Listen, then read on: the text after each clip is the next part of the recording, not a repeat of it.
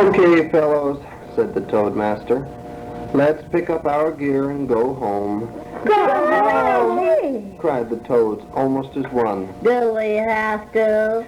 But I thought, said the bewildered toadmaster. The tents have probably kept our clothes dry. Said Davy. Hey, tomorrow we find some dry wood if we look hard enough. Said Charles. Yeah, we could. Why could we? Chorused the other toads. Well, started the toadmaster. Please, Mr. Toadmaster, asked Jerry. This could be our snow camp for this year. Please, Mr. Toadmaster, please, let's stay. Cried Kenny. Please, come on, Mr. Toadmaster. Echoed the rest. Okay, said the toadmaster. Okay already. We'll stay. Yay! Look! Called Davy. Oh, look at that. The clouds had started to break as the sun was rising, and what had already been a most impressive landscape in white became a breathtaking panorama, aglow with the fire of the rainbow and sparkling with 1,000,001 tiny droplets of diamonds. Well, said the toadmaster, if we're going to stay, we've got a lot of work to do, so let's get busy. Before long, the toads had changed their clothes. Once again, the tents were standing tall, and the patrol flag flew proudly over all. Let's go look for the wood now, called the toadmaster, so we can get some breakfast into our bellies. Somewhere nearby, off in the direction that the toads were heading, something big was awakening from its sleep in the woods. As he stretched his long, snake-like body, the snow that had covered him in the night fell away, exposing the brilliant orange skin of B.O.S., the terror of every creature in the forest. That is, every creature but a newly arrived family of birds. They had flown in the day before and had finished building their nest just before the snows came. During the night, the storm knocked their nest from the tree and landed them on top of a funny-looking bump on the ground. In the morning, what felt like an earthquake lifted the nest into the air and sent it flying, dumping the startled birds most unceremoniously into a nearby snowdrift. The papa bird pulled his head out of the snow and wished he hadn't. What he saw turned his every feather as white as the snow around him. But he pulled himself together and flew up to B.O.S., eye level. Then very calmly he asked, Who are you? What? Thundered B.O.S. Have you never heard of the great B.O.S., you bird brain? No, sir. Well then, let me fill you in on the facts of life, fella. My name is Bright Orange, I'm a very nasty circum. Father's a serpent and my mother's a fire-breathing dragon. I'm very sneaky and dishonest as can be. A villain of quality. No matter where I go or what I've only gotten, I cause confusion and I'm bound and determined to be rotten. I'm known as Slimey by the whole locality. They're all afraid of me. Boo! My family tree has all the monsters you would ever meet. As a matter of fact, my great-grandpappy did the worst of anything. He mixed up all his garbage with his trash and poured it up his rat. And on a card says, Dear collector, a very Merry Christmas. So you may go and search up for a quality. There's nothing worse than me. Now stop! Papa Bird flew like the wind, bumping into a couple of trees along the way to gathering up his family. They all stopped for a moment for another look at the unbelievable thing that towered over them. B.O.S. swooped down. Move! He bellowed. The violent gust of breath picked up the frightened little birds and blew them away. B.O.S. laughed and laughed until he had tears in his beady little eyes. For a monster of his size, that is. Suddenly he stopped. His sensitive fish fin ears twitched in every direction until they located what had disturbed them and tuned in on it. It was the mighty Toad Patrol, looking for dry wood. Breakfast, eh? Thought B.O.S. What a splendid idea! I think I'll invite them to eat with me.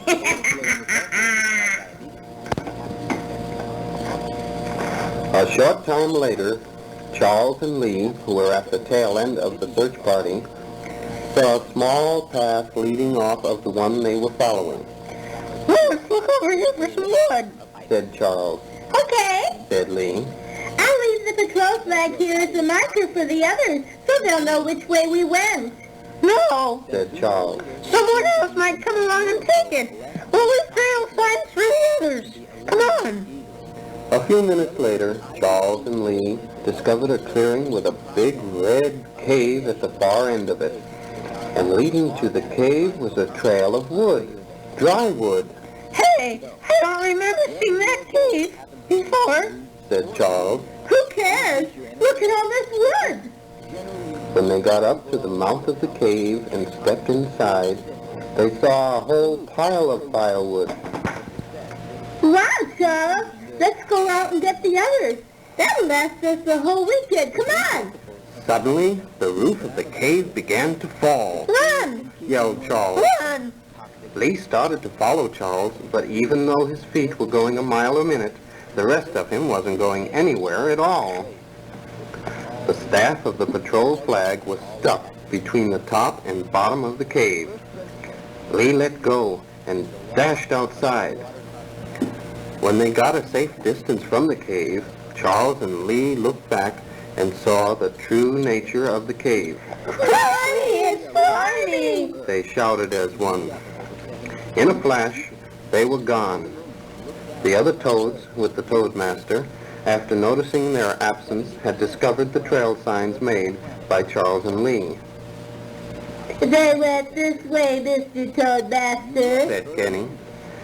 No sooner were the words out of his mouth when two blurs came along, knocking down all the toads, including the toadmaster, like so many pins in a bowling alley. What's going on here? Asked the toadmaster. It's slimy! Yelled Charles. He tried to eat us up! Said Lee. Slimy! Shouted the others. Let me out of here! Said Davy. No, me first! Cried Toddy. 10 blurs took off for camp, plowing over the poor toadmaster as they went. The toadmaster pulled himself together, looked around, and said, Slimy? Slimy? Wait for me! The campsite was cleared, the equipment and gear all loaded into the trailer, and everybody in the car in a matter of seconds. The toadmaster turned on the motor and floored the accelerator. The rear wheels only spun wildly and dug into the ground, which had been softened by the storm. But then, just as Slimy was about to get them, the wheels found solid ground, and they were off, leaving Slimy with only a mouthful of mud and snow for his breakfast. The Toad's car raced down the uncleared mountain roads, giving the appearance of a high-speed snowplow. Slimy shouted after them. I'll get you for this, you miserable pile of motorized warts. You just wait. I'll get you. I'll get you. As the Toad's car approached their hometown, Davy Toad shouted a warning to the Toadmaster. Look out, Mr. Toadmaster! Look out! The Toadmaster slammed on the brakes and the car screeched to a halt.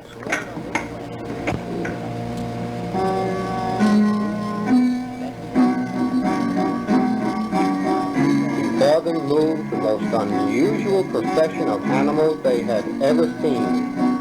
Animals with brightly colored turbans and silken clothes and funny golden shoes turned up at the toes. They played music and threw rose petals in the pathway of 4 husky polar bears who carried a litter with, of all things, an orchid-colored bear on it.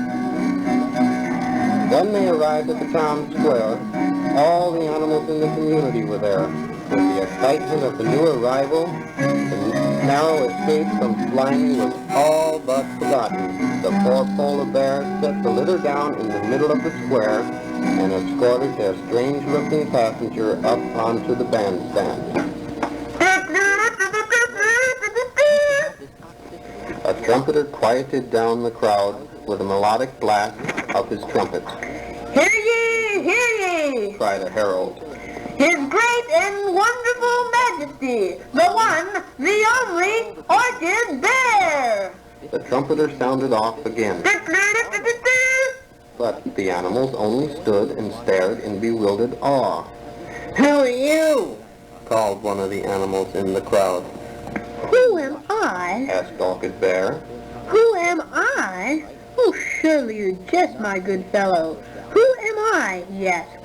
Did you ever hear of anything so ridiculous? All the new animals, including His Great and Wonderful Majesty Orchid Bear, began to laugh. Orchid Bear raised his paw for silence, and the laughter stopped. Very well. Said Orchid Bear to the crowd. Since you've all seemed to have forgotten who I am, let me refresh your memories. Mr. Musician, if you please.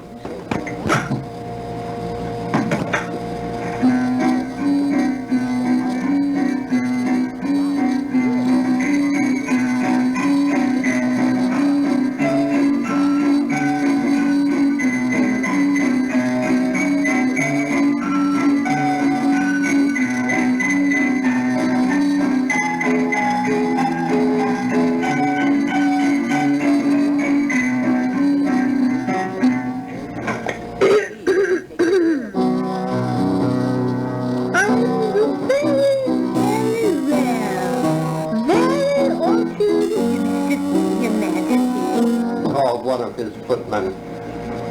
Orchid Bear leaned over to hear what he had to say. Your Majesty, it's Orchid. Well, that's what I said Orchid Bear, promptly hitting the little animal over the head. Now, where was I? Oh, yes. I'm the very, very rare, very Orchid Bear, and I'm used to having everything I say. I'm perfection at its best, and I'm positively blessed with a most delightful personality. Soft and silken is my fur, the finest lavender, and there aren't any colors that are richer. I've the figure so supreme, I'm an artist's fondest dream. I'm the likes of which there isn't any richer. There's not a thing you know I don't know more about. There's not a place to go I don't know inside out. I'm so charming through and through. My courtly manners too. Kings and queens all bow before my royalty. For I'm the very, very rare, very Orchid Bear, the very highest member of nobility. The animals got so carried away with the words of the strange-looking bear that when someone in the crowd, probably one of Orchid Bear's group, shouted, "Orchid Bear for King of the Forest!" Every animal there repeated the call, "Orchid Bear for King! Orchid Bear!" The crowd, filled with excitement, lifted Orchid Bear on their shoulders and carried him around the square. "Orchid Bear for King! Orchid Bear for King!" they shouted over and over again. "But wait!" someone shouted. The animals stopped. "If we're to have a king, we'll also need a queen." A queen? Of course, but whom do you have in mind? In the confusion that followed, poor Orchid Bear was dropped to the ground and completely forgotten. Already the fair and gentle maidens of the forest were looking at each other as if they were mortal enemies. Fights began to break out among the ladies. Fur and feathers flew every which way. A blast from the trumpeter's horn froze everybody in his place. There, in the middle of the square, on the platform, stood Orchid Bear with his paw raised for silence. A solution to your problem, O gentle folk. A solution. Everyone moved in closer. Arrange a beauty contest to be held on the village green this very evening, underneath the stars, and I shall select the beauty myself. The crowd cheered the suggestion. It would be the social event of the year, ending with the crowning of Orchid Bear and his beautiful queen. And for your royal guard, Said the mayor of the town. the flaming arrows and the thundering mooses.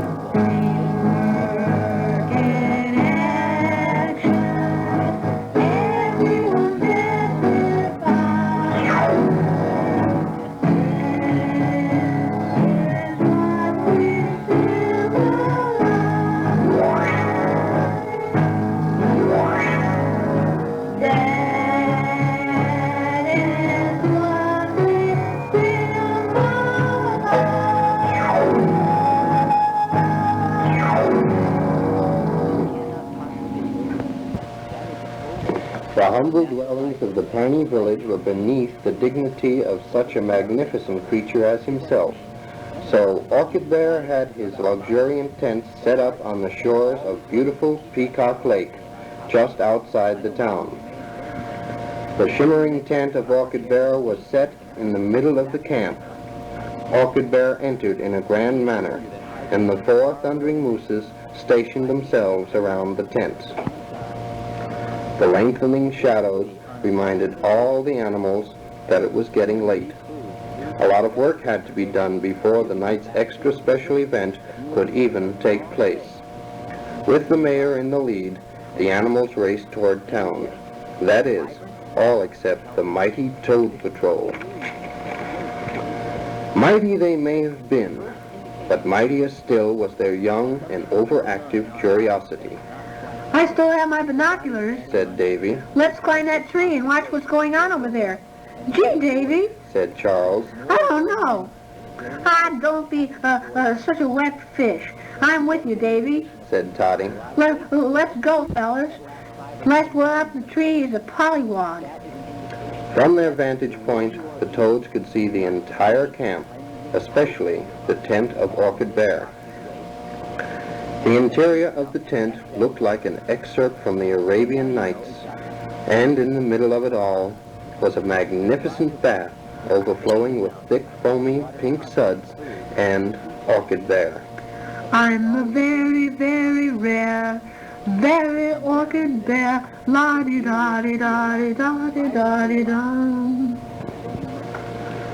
As Orchid Bear sang his favorite song, he made grand gestures with his huge blue bath brush.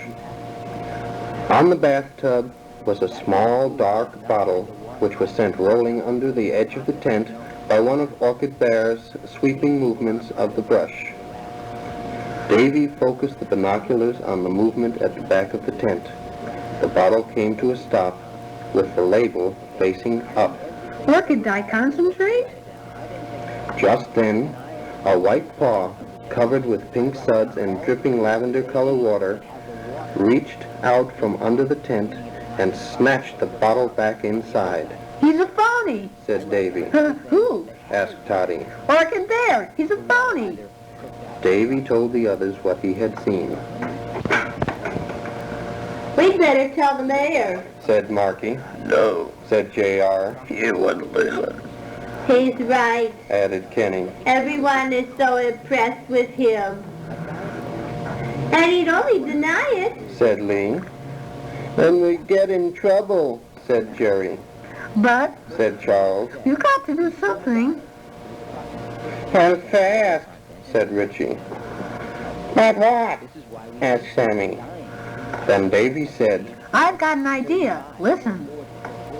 after a hurried conference, the Toad scurried down the tree and raced for town. Swoosh! And the Toads found themselves hanging in a net. I said I'd get you. Came a voice from the bushes. Who said that? Asked Davy. Me.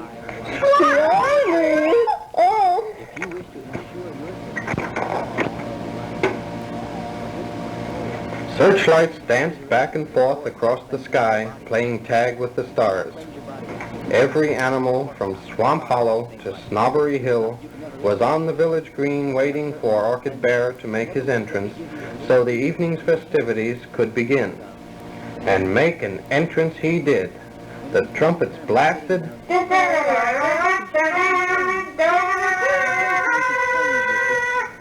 and the musicians, who had been warming up, broke into Orchid Bear's entrance music.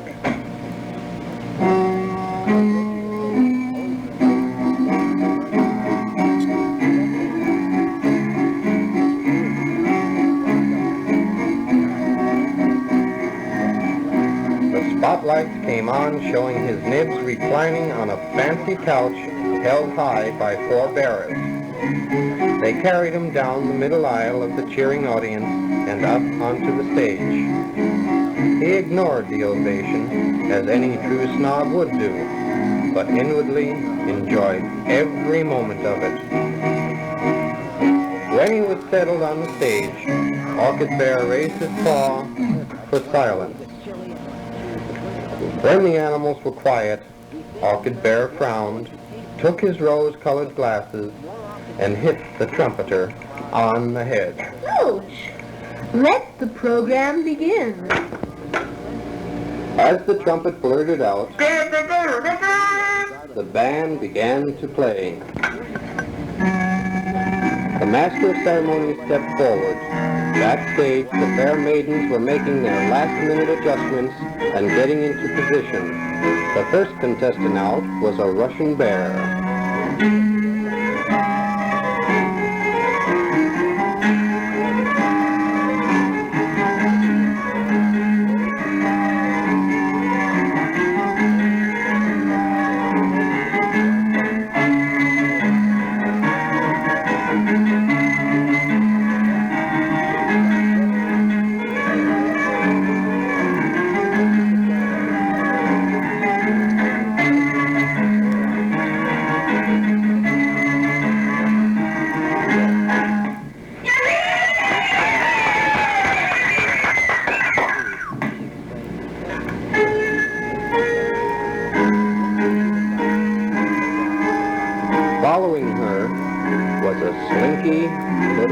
vixen.